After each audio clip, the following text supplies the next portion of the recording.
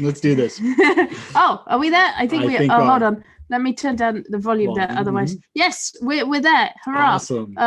Oh wait, gosh, I haven't even got a YouTube page up. Crazy. Whoa, what are you doing to the cat? I don't think she wants to be held right now. I know. Well, look, the thing is, we've got like we're trying to do like the animals thing because kitties and YouTube. Oh, yeah. She likes me. At night and in the morning, she's super loving. She just wants to like cuddle with you and snuzzle her face. But now she wants to go explore. Hey everyone, welcome to the Tangent Show. Oh my gosh, there she goes. And there she goes exploring. Wow. I hope you guys are all doing marvelously well. We're doing excellently well. Isaac, you haven't slept in approximately 32 hours, I think. Yeah, it's true. How are you doing? I'm excellent. Are you hanging in there? I'm hanging in there. Wow, there. it's very exciting. It's like a telethon. You know, in the old days when they used to have like, oh, we're raising money for charity. We're all going to stay awake for hours on end and like sit in baths of comfort. I haven't slept in days. Whoa, guys, it's for charity. Yeah. Yeah. No. It's not for charity. It's yeah.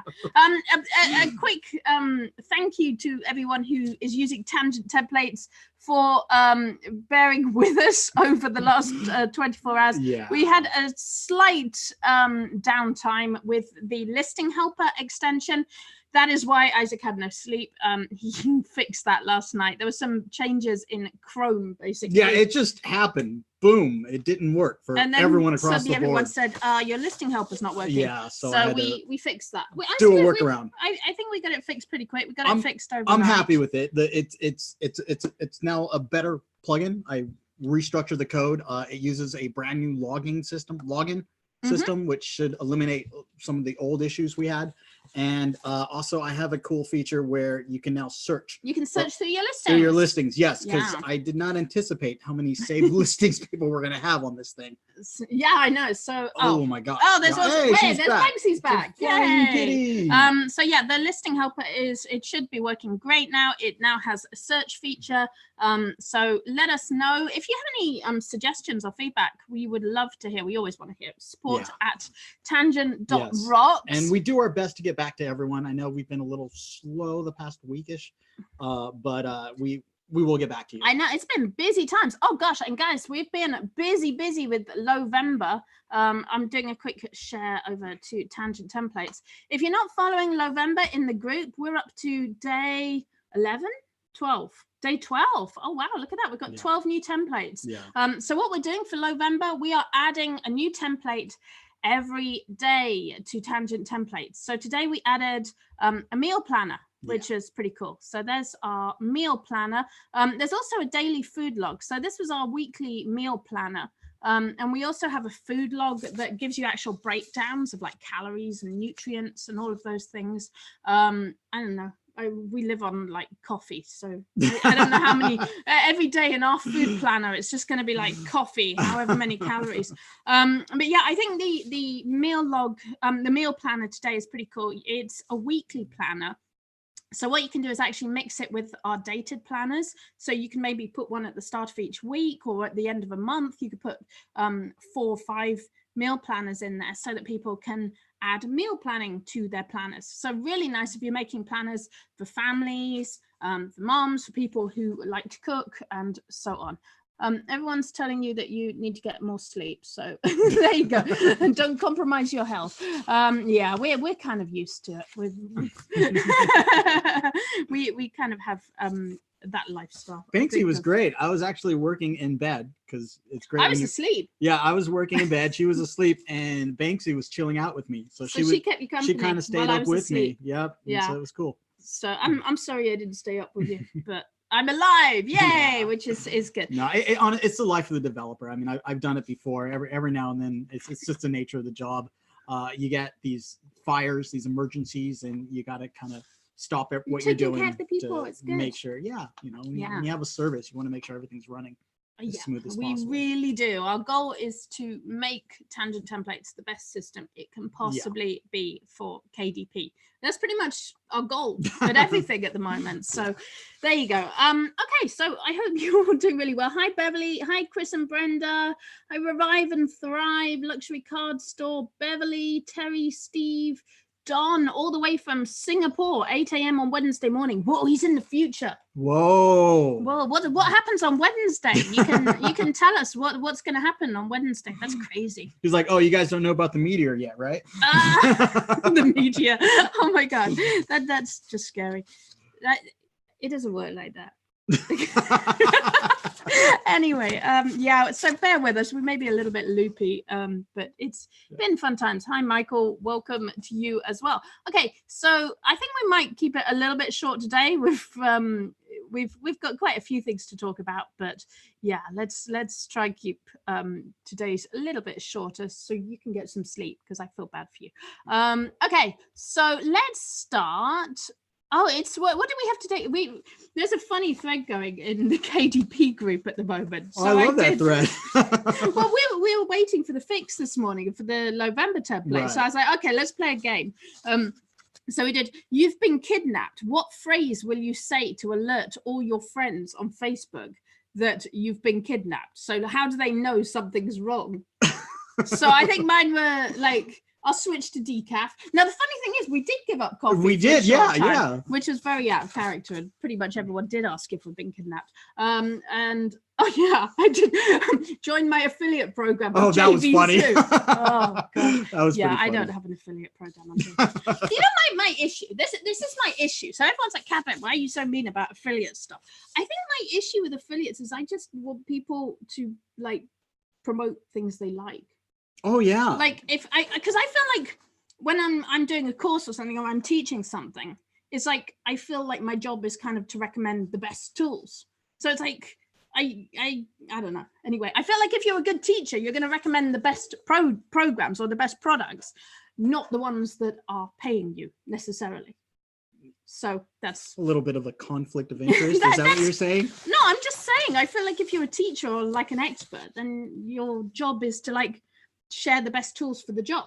Right. Like if you're in a university, right, the professors aren't getting like kickbacks for like, okay, go and like buy this textbook. I mean, maybe they are now because it's 2019. You sure about that? But yeah, oh yeah, and then I picked on you about Nerd Corner. Oh, oh, your luxury card store, your Eula.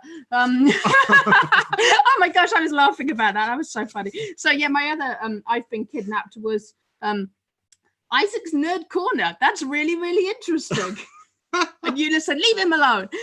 You know, it's kind of British sarcasm as well, though. So he's kind of that's true. Very British. Very, very British. What's your guys been kidnapped? You know, I was contemplating that, and I don't know, because I have so many mixed feelings and juxtaposition about everything. I can't speak today. I can't speak, period. I'm just picking on Isaac today because he's had no sleep. Yes, this is so fun. Yes. I love it when you pick on me. I found one. Yes. Originally I was thinking I hate computers, and then I'm like, well, wait a minute. A computer guy. Right, but wait, that doesn't really work because all I do is get angry at my computer all day long. Yes. So it's like a love-hate relationship, and I feel that way about a lot of things. So you kind of did hate computers this morning. Though, oh my gosh. Chris and Brenda said they just sold a t-shirt in Australia. Wait, is that your I've been kidnapped? Like, oh my gosh, I just sold a t-shirt in Australia. Send help. It had a kangaroo on it. It had a dabbing kangaroo. Like, I don't know. No, I think congratulations. That's awesome. You know, I found that with Redbubble. So we have some, I don't have many shirts on Redbubble, but I've got some shirts on Redbubble. And your jellyfish shirt, it's like a public domain shirt that you did with the Heckler design. It was one of the first shirts I put that together. sells every month without fail. You get like maybe 2 sales in Australia. And they're all in Australia for some reason. So it's a good shirt. It is a good shirt. Yeah. By an amazing artist. I forgot his name, but he's amazing. Heckle? Yeah. I've forgotten how you pronounce it. I think it's Heckle. Yes. Okay. All right. So what are we going to talk about today? We have, let's see. Oh yeah. So let's go niche hunting first. Actually, I want to share this one. So I found a cool feature on eBay that I thought was really interesting. So let's share to eBay. And I thought about this because last week we talked about holiday guides, and we talked about Pinterest's holiday guide. Mm-hmm. And we talked about how you can use a holiday guide to kind of find what the popular gifts are going to be this Christmas season. And you can make books that reflect the gifts that people are going to be buying each other. So for example, if people are making like sorry, I haven't had enough sleep either. I think I'm like, I forgot my words. If people are buying like a toy car garage for their kids, then you could make like a car template to track their car collection with all the information about what they want to know about a toy car, like the date it was made, the model, whether it's like Hot Wheels or Matchbox, like all of those things. You might want to create like a car collector's book. If people are buying Instant Pots or wood smokers or, I don't know, sous vide, that's a really popular thing. They want to know all the then they recipes. want recipes and cooking. They want a cooking log. So there's kind of a lot of oh my gosh, I like Terry said, didn't The Shining start like this? Make sure Isaac gets plenty of sleep. I know, that was why we picked this background, actually. We kind of thought it had that sort of trippy, sleepy, like, wah. So you're going to hack down that door, Isaac. You can do a good Jack Nicholson. he's too sleepy for the impression. This is sad. No. Come back to us, Isaac. Okay, so so eBay, they have an explore your interests, and I thought this was really interesting because it tells you a lot of popular things that people are buying on eBay right now. So like, for example, in tech, you can see there's like headphones, Apple Watches, 3D printing pens, instant film cameras. Now that's a really interesting one because I was in that's a niche. Yeah, I was in Barnes and Noble and they had a huge display of Polaroids and instant cameras. It's like going to be such a big thing this Christmas. So that I think you can make a scrapbook for Polaroid pictures. So I have a video on YouTube called, I think it's called How to Make Sticker Books and Albums. Oh yeah, you do it with Canva. Yeah, I made a book with Canva that you could put stickers and photos in. Like, that totally taps into this instant film trend. So you might want to check that one out because that's kind of a niche there. But I just thought this was really interesting that eBay actually have this whole section for interests. So you can go and explore interests and just kind of get a feel for what's going to be popular. It sort of takes the most popular products and lists those. So that's kind of a cool place to go niche hunting if you're looking for some ideas for your books. So this is cool. Sony are putting out a 40th anniversary Walkman. So I have to say a thank you to Gladys Ramos. She posted this yesterday and I was like, oh, that's so cool. But yeah, they've put out a Sony Walkman, or they're putting it out in December. I think it's going to come up on the 15th of December or 17th, just before Christmas, basically. And they said it is... It seems like it's going to be pretty pricey, actually. It's going to be 400 euros. Wow, they're not messing around. Wow. $600. Why is it so expensive? Because I guess it's not really a cassette player. So what it is, I think it's it's nostalgia, but it's not. Yes. I think it's kind of like, I haven't really studied. I think it's like a tablet kind of thing. And it looks like when it's playing, it looks like it's got a cassette in. But that's because it has like a wallpaper of a cassette player. Yeah, I think that's how it works. This sounds like some like marketing, like no, honestly, it seems like some like DIY project with like an Arduino and some servos or something. Oh, an Arduino, yeah. So like really? Wow. I'm gonna have to read up on that. This is the 40th anniversary of the Sony Walkman, which this is a cassette-free nostalgia fail. Wow, Engadget pretty hard. Speaker heads are a great niche.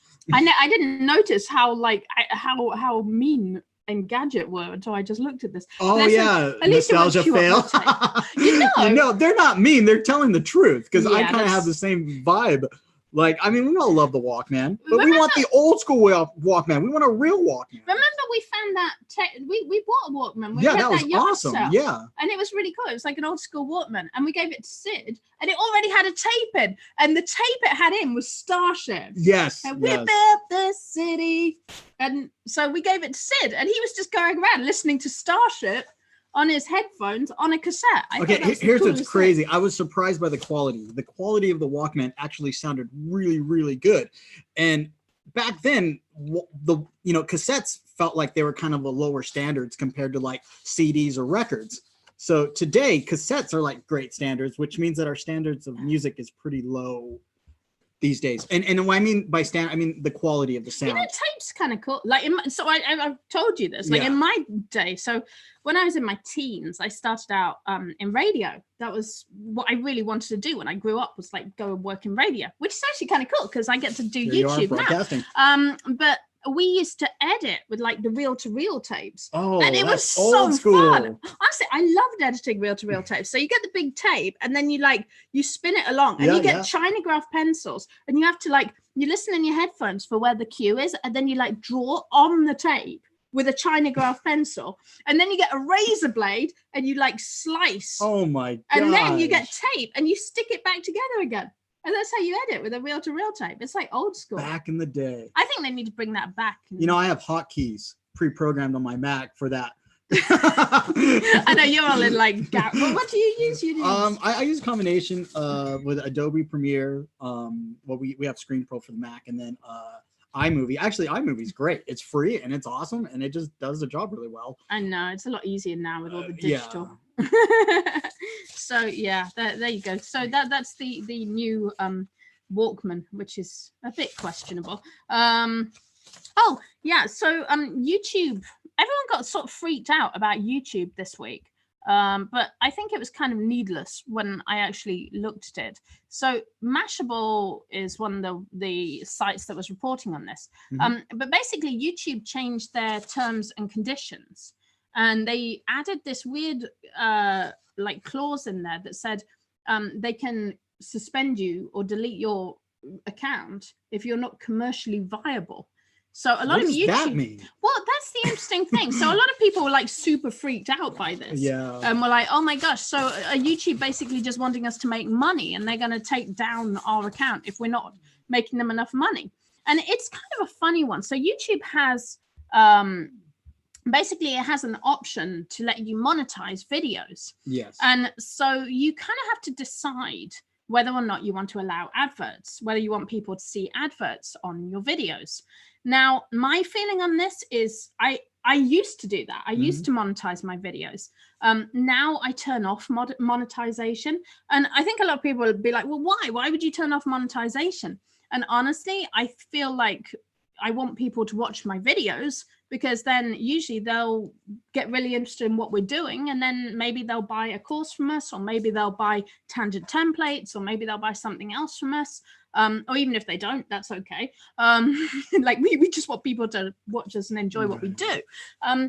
But I feel like adverts push people away. So they're not going to, what if they see a boring advert, they're going to go, oh, maybe I'll check out what's in the advert instead. Or maybe I can't be bothered sitting through the advert, so I'm going to turn that off.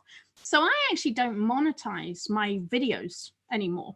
But anyway, what they said on Mashable, that it sounds like people have kind of got the wrong end of the stick, and they were just really updating their terms and conditions, because YouTube came back and said, to clarify, there are no new rights in our TOS to terminate an account because it's not making money.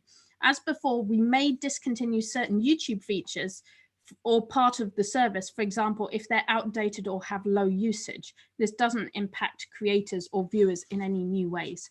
So they've kind of said they have a right to basically terminate anyone on YouTube, I think. But they're really saying it sounds like they're testing the waters of change. They want to make some changes, and they're kind of testing the water to see public opinion.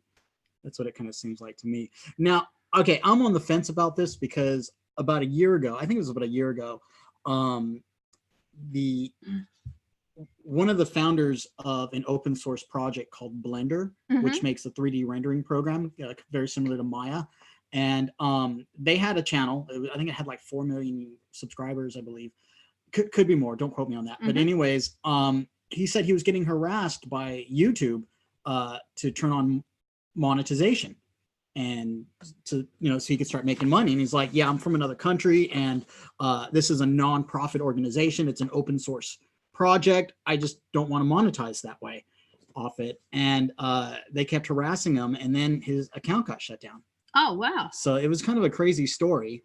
And so I was like, I can kind of see that from both YouTube and the user and the creators' So perspective. Nicole says, but you have ads at the beginning of your videos. Strange. You shouldn't be seeing ads on any of our recent videos from like the last year or so. There may still be monetization on some of my early videos. But if you look at the ones in the last year, you should not be seeing ads on those. So I don't know. That's kind of weird that you're seeing The only thing ads. I would say is unless that YouTube is the money you get from ads is very, very little. Right. Like Unless that's you're the like, other thing. And we saw it. I mean, her views were going up and the money was going down because they kept changing their revenue system. But you gotta really get a lot of views before it starts making it worth it.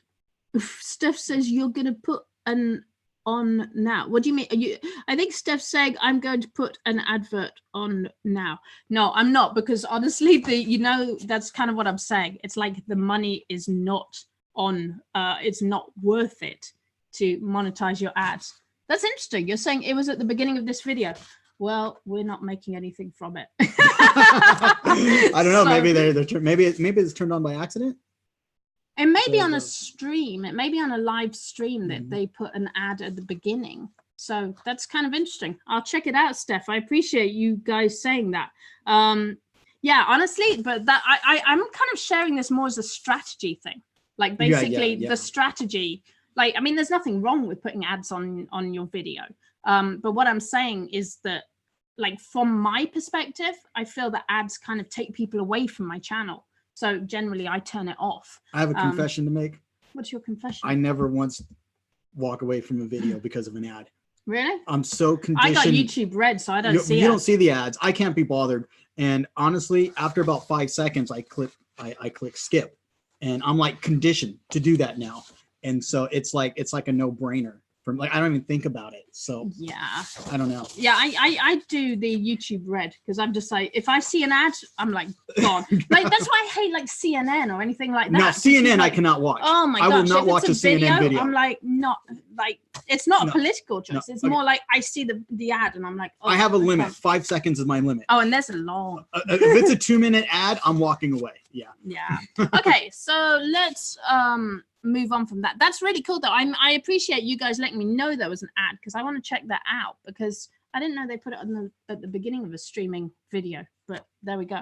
It might be that you turn the monetization off afterwards, so you don't actually have the choice to turn it off before it's been broadcast on a live video. So right. Okay. I think, and it's really weird because I know like my channel. I had a small channel. I put a few videos on there. They were putting ads on it, but I didn't set up the monetization part of it, and so basically they just put ads on there, but I was not getting paid for it. Oh yeah, that's yeah, that sucks. Well, I mean, you know, but you're making the money, so you're commercially viable. Yeah, well, we're great. You can have your 5 cents, YouTube.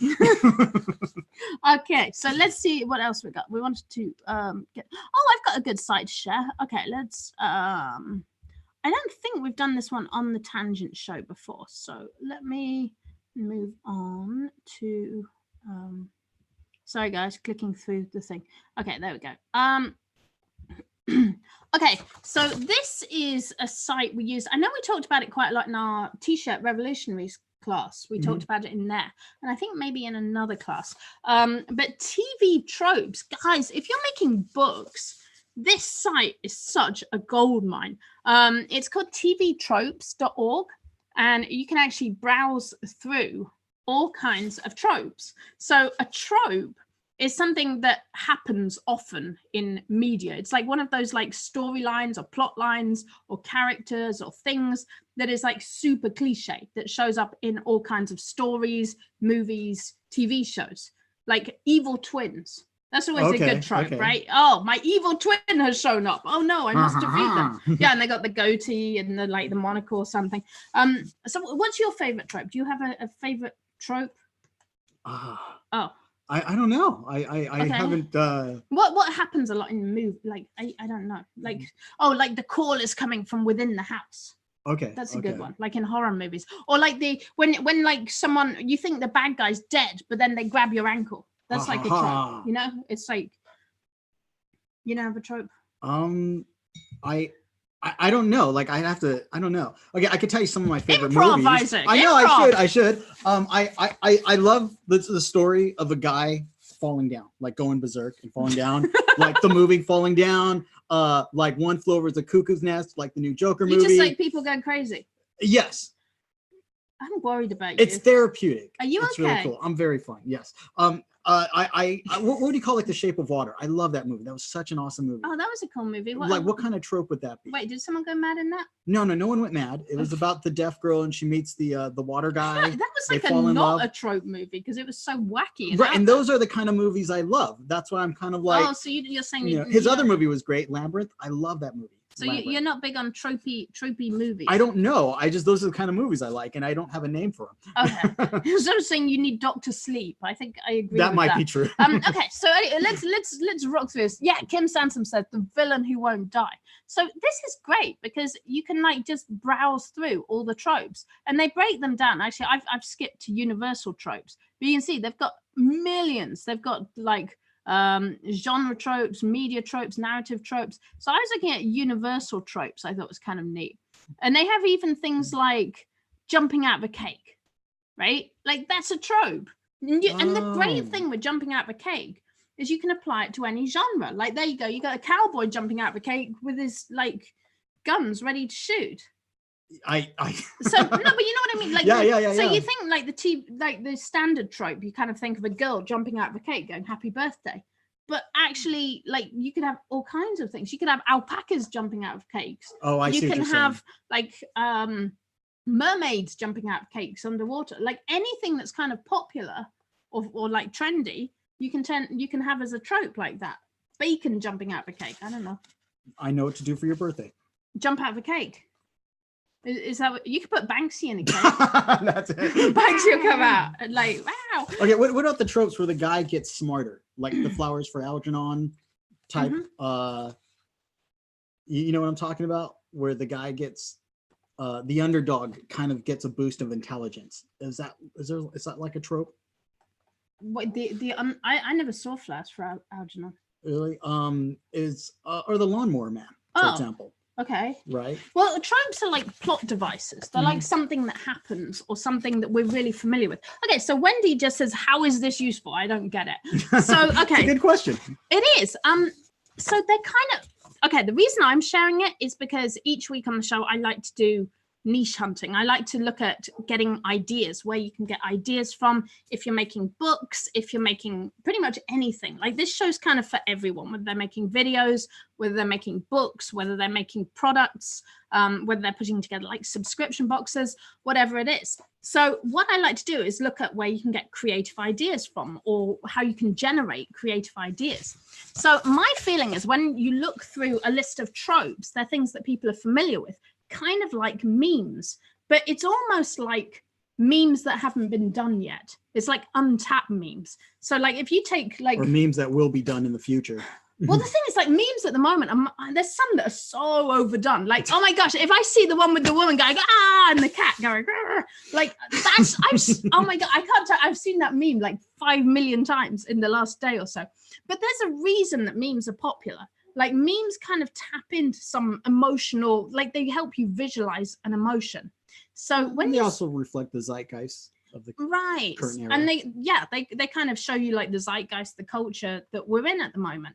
And it's like giving you another perspective on a culture, but at the same time, it's something that people are familiar with.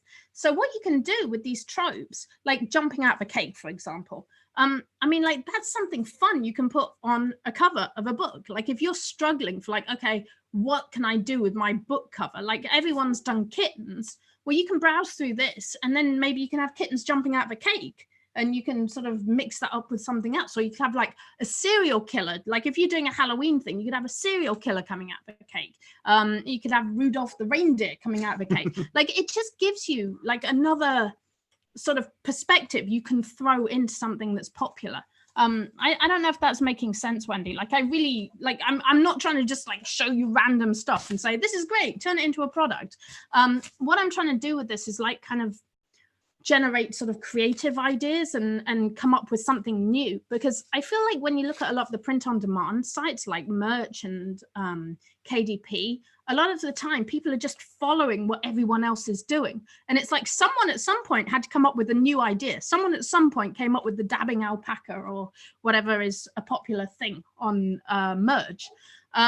So my challenge to you is, can you be the first one to come up with an idea that becomes popular? Can you create the dabbing alpaca? Can you be the person at the top of the pyramid or the beginning of the tree? And I feel like this is just a really good website that you can actually browse through to find some of these ideas that you can like implement into your idea, and maybe mix with other things that are popular or other things that you like explicit content. That's a great one. Like that totally became a trope on everything, that sort of sticker with the parental advisory, explicit content. Like, can you parody that? Is there sort of a fun way to play with that? Like you have, I don't know, you could have parental advisory, like fluffy content and have some kittens on it or something like that. Like it's just, it's basically, this is a prompt for creative thinking to come up with your own ideas for your books or your products. So I hope it's useful. It's really a matter, I mean, like, so I was talking about this on my Facebook Live the other day, but I'm going to talk about it here because I think it's kind of a different audience.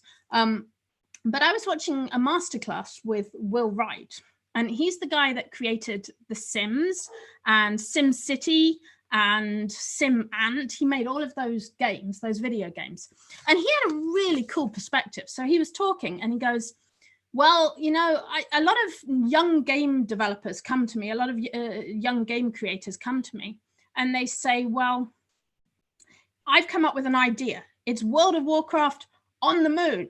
And he's like, well, World of Warcraft already exists, but they always base their ideas off something that already exists in video games. And he said, I always start from scratch with different stimulus, basically outside of video games. So he said, I can pick up a rock and I can look at this rock and I can have a million different perspectives on this rock. I can see it in a lot of different ways. And I can say, well, on this rock, there's a lot of microbes, and these microbes are all moving around, competing for territory and like eating each other and doing whatever microbes do. They're competing for resources. And there's environmental factors on this. There's sunlight. There's all these sort of things going into this. I can turn this into a video game. So he can literally look at a rock and get an idea for a video game from it just by changing the perspective or the filter he looks at it through. And I mean, I guess like when I was a kid, I played Sim Ant, which I think was one of his games. It was one of his games. And I loved it. And there was nothing else like it, even to this day. It was so different, where you're basically growing a colony of ants in someone's yard, and you keep expanding the entire yard till eventually you take over the house and you kick out the humans because it's infested with ants. Right. And I think the thing is, I mean, you could take that rock idea and you can look at it in so many other ways. Like, what else can you do with a rock? You can throw it. So you could have a game where you throw rocks at something. You could break it apart and look at the different, like make a puzzle game of how you put the pieces of the rock back together. Like you could take multiple rocks and stack them in different ways, or have a balancing game.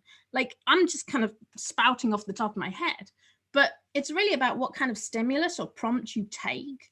And then what you do with it is kind of up to you. So what I try and do is really like find websites and find like just places that have those kind of prompts, and that you can use them hopefully to kind of come up with some ideas for your books, for your shirts, for your products, whatever it is that you are making. So yay. Okay. So the website, anyway, it's tvtropes.org. There's so much to browse on here. And actually they have some really cool stuff. If you go to, gosh, let me see, wait, which site is it? I think it's browse. Oh yeah, if you go to browse, they have a bunch of additional things as well. They have a story generator, pitch generator. They've got a showcase. That's where they're talked about in a lot of different places. But I mean, like they even have like a story generator, so it's kind of fun. Narrative device, Jeopardy intelligence test. I don't know how that works, but there you go. So I think TV Tropes is a really fun place to go just to get some creative ideas from that. So okay, what else do we have to talk about today? We have Oh yeah, this is a weird one. Okay. Let me click through. So milk, I guess the biggest milk company in the US just went bankrupt, which is crazy. They do Land of Lakes. I can't remember the other ones they have. Organic Valley. They're a bunch of the milk firms. They went bankrupt. And the reason is they said that people aren't drinking milk. Like, it's kind of been villainized now to drink regular milk. So everyone's doing like nut milk and soy milk. Almond milk. And yeah, exactly. Almond milk. I don't know. Is there something in that? Is that like... Yeah, everyone's lactose. You think that's it? Everyone's kind of lactose intolerant now. So yeah, but with that said, I mean, like Starbucks, I mean, everyone put milks in their latte. You know, that's funny. I'm in a Starbucks group. I don't really know why, but I'm in a Starbucks group, and someone was trying to start like a hoax about how they did like one of those viral posts, and then I think it was disproven as a hoax, but it was all about how some customer got really mad because they wanted milk and the barista was rude to them and called them like cowboy or something. Or it was really weird. But it seems like there's kind of like almost a propaganda against milk at the moment. Well, yeah, it's animals, right? I don't know. I don't know what's behind it. But this is maybe something you can use like your recipe templates or your meal planner, your food log, and maybe do like dairy free or vegan. Or real Americans that drink milk. Yes, counter trend. Yeah. So okay, if you've got a trend for like going vegan, giving up milk, you could also maybe make a book. If you really want to go hardcore, you could be like the Amish American who drink raw milk. Well, isn't raw milk like illegal in some state? Are you okay? I'm worried about you. Oh my gosh. Sorry. Breaking the law. Breaking the law. You're gonna are you just like declaring on YouTube that you want to break the law by drinking raw milk? Yeah. Wow, you anarchist. Yeah, I'm a rebel. Wow, that's great. Look at James Dean. Oh my gosh, did you see them doing like fake James Dean? They're making movies with like CGI James Dean. That's going to be the new thing. Oh my god. And all these actors are like super mad because they're like, yeah, you're putting us out of a job with people who are dead. It's not our fault the dead people can act better than... Wow. It's kind of interesting. I don't know, because it's puppeteering the dead. I mean, it's like... I think it's that's straight up Weekend at Bernie's territory. It's a little odd. Uncanny. And I think it's kind of a bit... I feel like there's a consent issue of like you being used for things after you've died. It's like no one consented to having their like video footage remastered after they died. So... yeah, I don't know. Okay, well, I had a couple more things. Oh, yeah, I thought this was interesting. So in England, and talking of trend, counter trend, yeah. In England, Lidl is like a budget grocery store, and they did something really interesting. This is in Marketing Week. They're running a new advertising campaign for Christmas, and they're calling it Christmas You Can Believe In.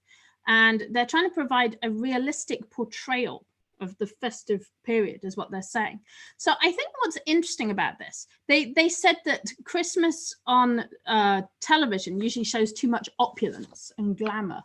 And they said that people can't connect with that. Like, we kind of always think of like these Victorian Christmases with like all the gold things and all the beautiful, like, I don't know, all the lovely furniture, and you think of the children in their little check dresses and the beautiful, everything's like, you know what I'm saying? Yeah. So they're actually saying, well, they feel that people might connect better with a more realistic Christmas. Yeah, my question is, what is their version of a realistic Christmas? It's funny you said that. I'm like, Are you ready for this? Yeah. So Lidl carried out extensive research, social anthropology. I love how they put it, social anthropology and data analysis, and reveal new traditions. So they said FaceTiming is a big Christmas tradition now, that you might FaceTime. That's weird. FaceTiming your partner in the company of your family. I FaceTime my granny all the time in England. I think FaceTiming. I think people, they can't FaceTime. be bothered meeting in person. So instead they'll just FaceTime.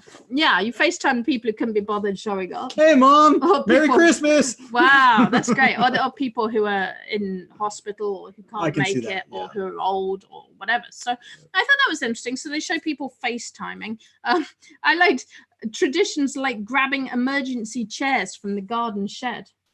That's wow. We've got like sun loungers in the garden shed. I could totally see that happening. But I thought that was kind of interesting, the idea of keeping it real. Like, how do you make how do you keep Christmas real? And also the question is, what do people want? Like, do you want to see Victorian beautiful Christmases with big lush trees and red bows everywhere?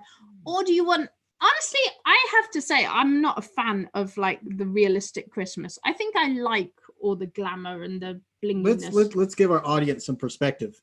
So a few Christmases ago, we couldn't be bothered getting a tree, and I think it wasn't so much we couldn't be bothered, but we were a little bit on the busy side. Yeah, so we didn't pick up a tree. So we went to we went to Walmart, and we found a 4-foot Ninja Turtle and decided that will do. So we used a Ninja Turtle, a giant Ninja Turtle for a Christmas tree. And we decorated it, put lights on it, and we just had a Ninja Turtle. We did. We had a Christmas Ninja Turtle. Yes. I think was it Leonardo? It was Leonardo. Okay. Yes, he had his 2 katana swords, and he was going to town with that. So yeah, in our living room. But it was special. It was special. It was different, definitely different. And I thought it was awesome. Okay, when I was little, I would have thought this was like the most badass thing ever. Sid goes, "Can we not do that again?" I know, he hated it. He hated it. He wanted a real traditional tree. He wanted the what Christmas, the real Christmas is to him. Yeah. Which is pretty funny because we're like kind of like so bored of it. It's I'm not bored of Christmas. I like Christmas. My problem, I kind of struggle with tradition sometimes. I'm like, you just feel like you're doing things for the sake of doing it sometimes. Well, you are just doing it for the sake of doing it. It's nice. I like the Victorian, like the beautiful Christmas sometimes. It's kind of like a nice. Anyway, what's Wendy say? She said Tupac's hologram performance at Coachella was epic. Did you see that? I saw it on TV. I mean, I wasn't there, but it looked pretty cool. I would have to say Michael Jackson's performance. I wouldn't mind seeing a live performance of hologram Michael Jackson. Oh, and she says she always FaceTimes with her daughter in Montana. So yeah, it's really nice. I'm a big fan of FaceTime. Like I miss my grandmother so much, but I can always chat to her on FaceTime. So it's like, it makes, technology can like wreak hell on your life sometimes. But oh my gosh, it's really nice to have FaceTime. Yeah. Like that makes a big difference, especially when you're not living in the same country as your family. It's like, yay. It's cool. Okay. Barbara says the new Kurt Russell Santa Claus movie on Netflix is awesome. Yes, Terry says nostalgia is a big part of Christmas holidays, even if the nostalgia is not 100% authentic. And that's funny. That was what I put about the Walkman. We were just talking about the 40th anniversary Walkman. And I think that's exactly it. It's people want nostalgia, but it's kind of an interesting question of like, how much do you want nostalgia and how much do you want authenticity? Oh, I remember why I wanted to talk about the Walkman now. That was kind of my thought about it, was like, is there a business in taking nostalgic things and creating something new and usable from them? And I'll give you, it's actually pretty funny because this is another thing. They said this NES inspired mouse will haunt your dreams. It looks like what happens if you smash a Nintendo in a car crusher. So they made this mouse that totally looks like a squashed Nintendo. So I thought it was kind of funny. But I think there's something in this idea of finding nostalgia or nostalgic things and making them work in the current time period.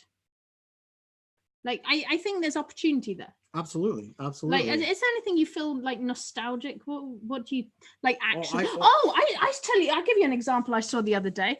The little soldiers, the little action figure soldiers. Yeah. Someone had done like rainbow soldiers, and they were doing yoga poses instead of shooting. They were doing like yoga. That's funny. That's pretty funny. It was kind of cute. I think they're called like Rainbow Joes or Yoga Joes. Yeah. They were called, which I thought was kind of cute. But yeah, I don't know. Is there anything you in the entertainment field? I mean, of course, video games, movies, and TV shows. Like when Ashes to Ashes came out, or Life on Mars came out in the UK, they used like old children's characters from the 70s and put them in it, like Zippy and George. And then it was funny because it kind of, like, by revisiting them, it gave them like another wave of publicity. I mean, we got Stranger Things. That's true. Yeah, which I think. Just, and we just bought the Dungeons and Dragons starter pack because of the Stranger Things one. It's still around. And I got to tell you, these video game companies they're milking the nostalgia. I mean, Nintendo keeps coming out with like retro consoles. Sega came out with one, and they're continually thinking of new ways to sell an old product. right. Yeah, the Dungeons and Dragons, I think, is a really big one. Like I'm working on a campaign. It's going to be really fun. She's going to DM. She's determined to get us all playing Dungeons and Dragons. The kids are all on board. They're all like, yes, let's do this. We're going to have like a Dungeons and Dragons session. So that's going to be on YouTube. So, okay. Barbara said the new Kurt Russell Santa Claus movie on Netflix is totally awesome. Okay, I would watch that just because Kurt Russell is kind of nostalgia, because he played some really awesome movies. Oh, you in love the 80s. Kurt Russell. Yeah, he was great. He wasn't Arnold. He wasn't Stallone. He was Kurt Russell. He did his own thing on the comedy side a lot of times. And so seeing him with Santa Claus, you already got my attention. Okay. The only other thing I had was Project Nightingale. Did you hear about that? No, what's that? Oh, Google have been up to no good. So they have, apparently there's been a whistleblower, and it's called Project Nightingale. And apparently Google have been like logging health information from 50 million patients in the US health system. And it's all been sent to Google. I feel like I need to give you space so you can have your Alex Jones moment. I say this isn't an Alex Jones moment. It's just you got to say this with enthusiasm. I don't care. Energy. I haven't gone to the doctor in years. I'm a hippie. I had a midwife. Google is collecting your data. Oh my gosh. Yeah. So there you go. I don't know. I guess Google are collecting health information, which is kind of interesting. Like, what are they planning on? Didn't they just buy a Fitbit? Probably, yeah. But they've been, I guess one of the big health corporations teamed up with Google and sent them their data. And now they're having like a big investigation into it, of like how legal that is. So I thought that was kind of interesting. Well, honestly, they're competing with Apple, because Apple is like, they're doing really well with the Apple Watch. It's actually like a health monitoring device. And they're doing some crazy stuff on the software side. But it's like, how much, I don't know, like what can Google do with this? Like, where can this go? That they know they have your, like, you want to know, it's a really, really big niche right now. Yeah. Biohacking. Oh, it's like a thing. But I think what people are worried about is like their privacy. Like, oh, you don't really want it on Google that you've got a wonky rash somewhere. Why do people care? But you don't. You want the world to know. Like, no one cares that some random person in some random state and town has a wonky rash. No, but if you're like, I don't know, maybe you don't want like your mom to know about something, or like maybe you don't want your spouse to know about your STDs or something like that. That's kind of what I was saying. Oh my gosh. All right, never mind. Yeah, Beverly says they could sell it to potential employers. See, well, we're going down the conspiracy route.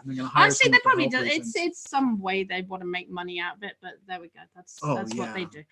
Anyway, so I think that's it for today's show. So Isaac needs to get some sleep. Nerd Corner. Oh wait, did we miss Nerd Corner? Yeah. Well, because you didn't put it on the piece of paper. Okay, the Nerd Corner. Let's. Did you get the image? Oh, well, you talk and I'll find the image. Oh yeah. Okay. Well, you just talk and I'll find the image. So okay. So I was experimenting with our green screen in the back, and I recorded some footage of me playing some VR games on my Oculus Quest. And usually I would record it and just like share it on Facebook. And this time I thought it'd be really cool to record myself at the same time in front of a green screen. And then I merged the two videos together. And so people can see me playing a video game in real time in VR. Okay, I'm going to share it because these actually not like live, but yeah. No, this actually looks really cool. When I saw what you were doing, I was like, whoa, that is pretty neat. Yes. There. And okay. So this is you in, oh wait, there was another one as well. Let me pull the other one. Yeah. Because I really like, oh, where'd it go? Hold on. Let me bring the other one in. This one was really cool. Let me put it down there. Sorry, I'm like trying to move things around. Okay, there it is. There it is. Yes, that is a super awesome game. It just came out. It's called Pistol Whip, and you're going. It's basically so that's you. Yeah, that's me playing the game. So I'm in VR, and I see this in 360. I'm in the world. I'm living in it, and I'm traveling through there, shooting these bad guys. It's a rhythm game. Did you make this public? It's on your Facebook profile. I have not made it public. Okay, so I if probably you make should. it public, then people can see. Okay, maybe I'll do that Facebook then. Profile. Okay. Okay, I can do that. So anyways, I was just kind of experimenting with it, but it came out way better than I thought. It really looks cool. If you watch the video, it looks neat because you can see, like, you see Isaac and then you see him basically going on this adventure in VR. Yes, so when bullets come at me in like slow motion, I physically duck while the bullet comes and it looks like it's going past me. And so it really, it was cool for me because I love VR because it's very immersive, but it's very difficult to talk about and share it for people that just haven't experienced it. So this lets you really share the experience. It really does, so and people can see what I'm seeing. Are people getting into this on like Twitch and YouTube? Is becoming well, they are, but it's you need a very powerful computer. You need like this like crazy setup, and you need a green screen basically. You definitely need a green screen, yeah. And so I kind of did this. It was a bit of a hack where I just recorded 2 videos and merged them together. I mean, like basically this. Let me see if I can do it. Like if I think I can turn off the background. Oh, yeah, this is behind, the real us. This is the Wizard of Oz behind the curtain here. I mean, we're just in our living room basically with a green screen. Yeah. So, but it's pretty cool that you can do this stuff that looks super high tech. Just if you have a green screen and you've got VR. Yes, and I was happy because I finally got to share it. So are you going to become like a VR guru now? Is that your thing? I would if I had time. I know, I'm like, but I'm staying up all night fixing bugs, so yeah. I don't really have time to do this. But the little bit of time I do have, a trace of bitterness there. But the other game I showed off was a graffiti simulator called King Spray, and basically you pick a random spot in the street, like an alley or a rooftop, and you have an infinite number of spray cans, and you can just go to town having fun with the spray can. It's really fun. It's really cool because I mean, graffiti was something that I would love to do, but would never could be bothered because I don't like the smell of the paint. I think that's what I'm seeing really interesting with VR was when I don't know if it was this game you showed me or the other one where you can model in space. Tilt brush. Yeah, tilt brush. 3D so space. You can actually create art, draw in a 3D space. Yes, and you can walk and move around, and basically you literally create your world around you. That blew my mind actually when I saw that, and I saw Midnight. So you know what the video for like Lionel Richie, and he's doing like hello, and then like they're modeling like his face in clay. It's kind of like that, but you're just doing it in air. Yeah. Like you're just drawing and sculpting in air, but you can see it, which is really, really. And then you can give the headset to other people so they can see it. Walk. So it's actually kind of a new way of creating art.